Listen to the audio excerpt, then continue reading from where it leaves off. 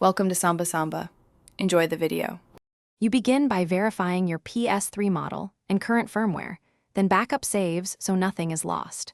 Once done, download the official system update file to a PC and place it in a USB drive formatted FAT32 using the folder path /PS3/update/PS3updat.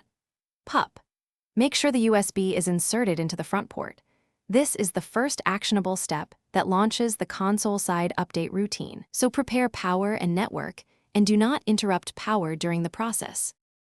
You navigate to Settings, then System Update, and choose Update via Storage Media.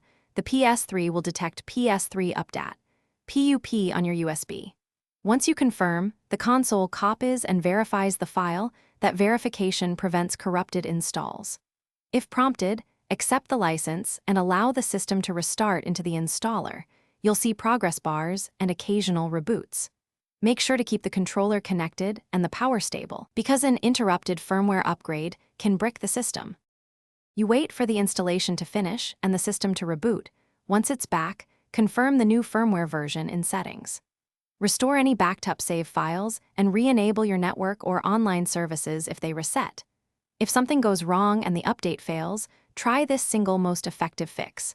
Reformat your USB to FAT32 on a PC, download a fresh PS3 updat, PUP from an official source, copy it again to /PS3/update/, then repeat the update process.